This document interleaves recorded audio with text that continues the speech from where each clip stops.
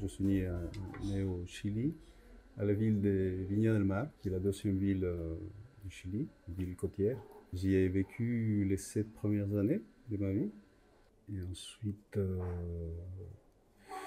par le destinée, j'ai perdu une grande partie de ma famille, mes parents et d'autres membres de ma famille. Et c'est la raison pour laquelle j'ai grandi au Venezuela.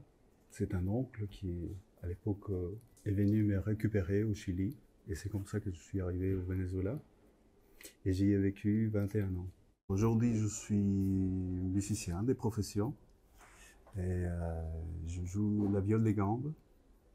Et j'enseigne également dans un conservatoire. Et je suis également luthier. Quoique ça fait quelques années que l'atelier est en pause. Mais c'est une autre pratique que j'ai développée depuis le début en fait, de ma pratique avec l'instrument. Mon oncle, il avait commencé des cours de guitare, puis ça n'a pas duré longtemps, ça a duré, je pense, un mois, quelque chose comme ça. Puis l'instrument est resté dans un coin pendant quelques temps. Un jour, j'ai pris l'instrument, et puis je ne l'ai plus lâché pendant une bonne quinzaine d'années. Et c'est comme ça que je suis rentré vraiment dans la pratique de la musique, qui s'est enchaînée plus tard avec la pratique d'autres instruments, les percussions, le violoncelle, et puis ensuite la viole des gambes, qui est l'instrument que je joue actuellement. En fait, quand j'étais au Venezuela, je travaillais dans le cinéma. Et en parallèle à ça, je pratiquais la musique toujours, la musique traditionnelle. Pendant 6 ans, j'ai pratiqué aussi le violoncelle dans l'orchestre des jeunes du Venezuela. Et ensuite, j'ai découvert tout à fait par hasard la viole des gambes, à partir du film Tous les matins du monde. Pour moi, ça a été vraiment un coup de foudre. C'était un instrument que je ne connaissais pas du tout. Et une semaine après l'avoir entendu, avoir vu le film, j'ai commencé à fabriquer mon premier instrument, ma première viole des gambes. C'est vrai qu'à ce moment-là, j'avais aucune information sur l'instrument parce que personne ne jouait au Venezuela à ce moment-là. Donc c'était une approche totalement empirique, déjà pour la pratique, pour la fabrication de l'instrument et la pratique également. Non, tout a été fait de manière autodidacte au début. Et donc ensuite, une fois que j'ai fabriqué ces premiers instruments, j'en ai ensuite fabriqué un deuxième, qui est l'instrument qui est là, qui m'accompagne toujours. Et donc j'ai pratiqué autodidacte pendant 2 ans et demi. Et ensuite j'ai vraiment voulu faire ça, me dédier à ça entièrement.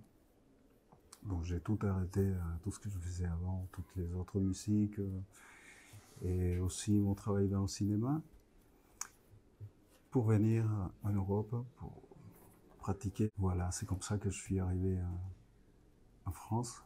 Ce qui m'a séduit dans la viole des gambes, c'est la sonorité, le son.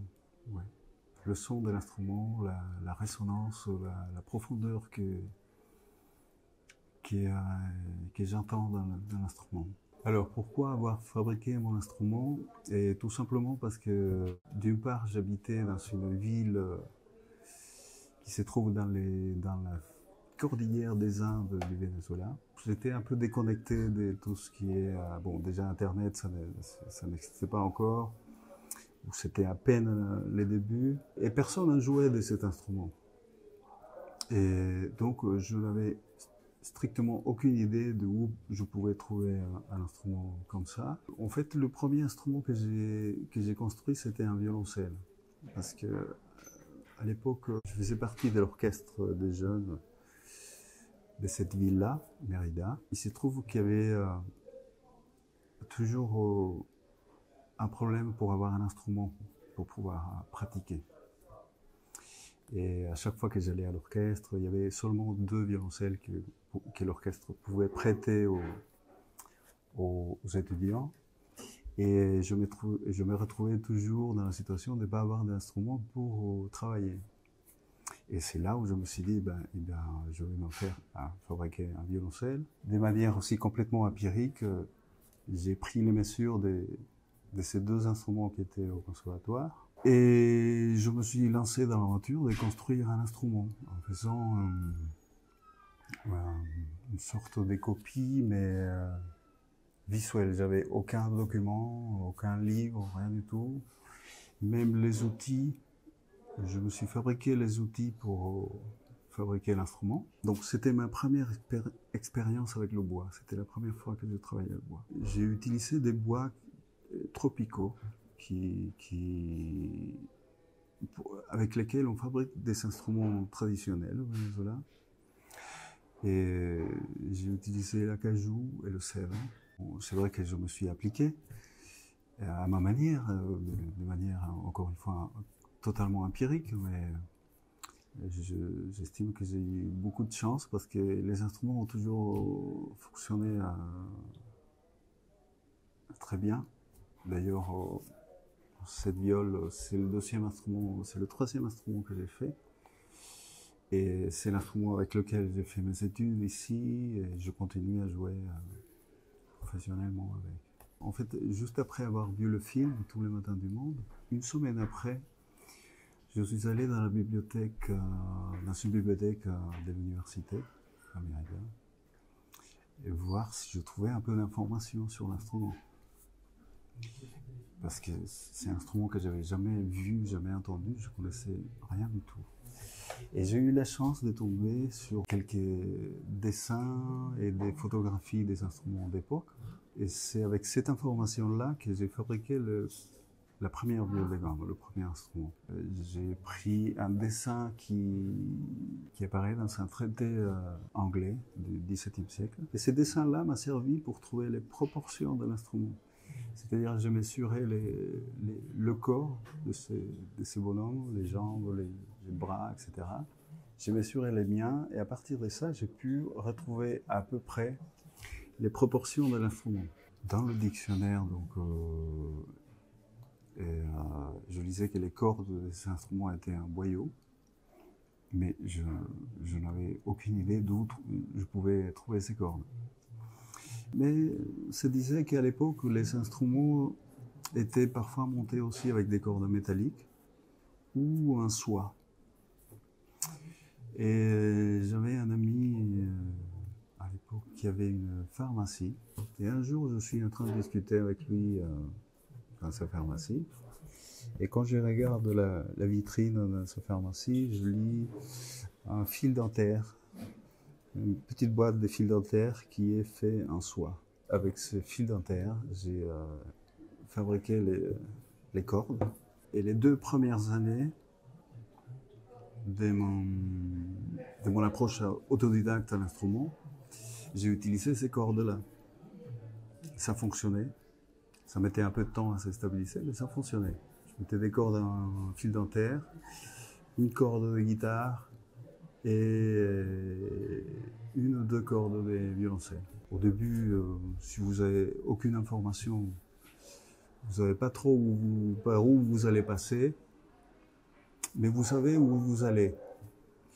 Et c'est là où je dis qu'en fait, du moment où on veut aller vers quelque chose, vous avez un rêve, vous voulez y arriver parce que moi, ce qui m'a guidé, c'est ces sentiments que j'ai eu en regardant le film. Le son de cet instrument m'a saisi. C'était un coup de foudre. Et je voulais aller vers ça. Donc, je me suis donné les moyens, moi-même, d'y arriver. Comment? Je ne savais pas à l'époque. Mais le chemin m'a montré petit à petit des signes. Et avec beaucoup d'efforts, beaucoup de patience et de persévérance. Et j'ai réussi à fabriquer un premier instrument, et puis le deuxième était encore meilleur, et puis le troisième, etc. Comme ça. C'est le même chemin, en fait, de la fabrication de l'instrument et de l'apprentissage autodidacte pour jouer l'instrument qui m'a appris, en fait, à le faire. Dans ma vie, ça a toujours été comme ça. Tout ce que j'ai voulu faire, tout ce que j'ai imaginé de faire et que j'ai eu envie de faire, je l'ai toujours fait.